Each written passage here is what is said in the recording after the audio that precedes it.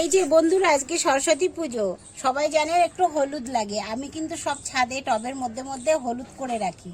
হ্যাঁ, দেখুন আমার এখন হলুদ লাগবে বলে আমি হলুদ নিতে এসেছি। দেখুন কি সুন্দর হলুদ হয়েছে।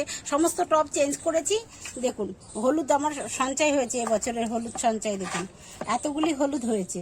আর এই যে এইগুলি আমি এবার কেটে কেটে রেখে দেবো, এগুলি আমরা খাবো আর কি। আর এই গোড়াগুলা কিন্তু লাগাবো। দেখুন আপনার প্রসেসে আমি দেখাচ্ছি।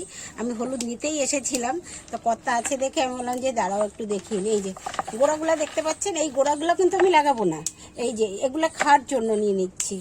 আর এই গোড়াগুলা আমি লাগিয়ে রাখি, তার একটা প্রমাণও দেখো। দেখুন এখনো কাঁচা আছে, এই যে এই গাছটা দেখুন কাঁচা সবুজ আছে এখনো। এটাকে তুলবো না, কিন্তু এর গোড়াতেও কিন্তু হলুদ হয়েছে। এই দেখুন তুলবো না, এই যে শুকিয়ে গেছে, এটা আমি তুলেছি। এই দেখুন মাটির মধ্যে, এই দেখুন ছাদের যেমন আগাছা দিয়ে করি, কারণ মাটিটা টাইট হলে কিন্তু এরকম হলুদ পাবেন না।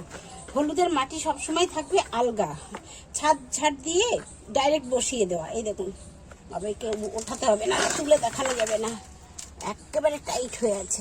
এতেও কিন্তু প্রচুর হলুদ হয়ে আছে। আমি এরকম সমস্ত গাছের মধ্যে হলুদ করি।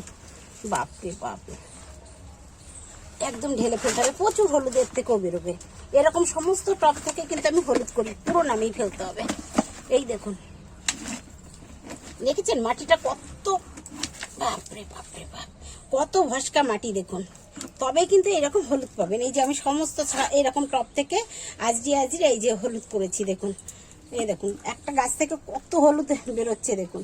আমার এরকম সারা বছরের হলুদ, আমার প্রয়োজনের হলুদ কিন্তু হয়ে যায়। আর প্রতিদিন আমরা কাঁচা হলুদটাও খাই, যেমন একদিন থানকুনি পাতা, কোনোদিন পুদিনা পাতা, কোনোদিন হলুদ, কোনোদিন আমলকি, এরকম প্রতিদিনই সকালে আমরা খেয়ে থাকি। আমাদের ফ্যামিলির সদস্যরা সবাই খেয়ে থাকে।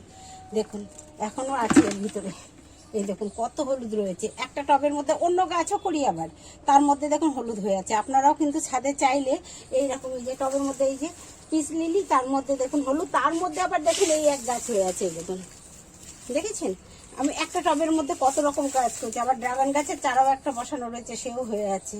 তো এরকম আমার জায়গা কম বলে আমি কিন্তু সংসারের প্রয়োজনীয় নিত্য প্রয়োজনীয় জিনিসগুলো কিন্তু এভাবে তৈরি করে ফেলি। আপনারাও চাইলে করতে পারেন।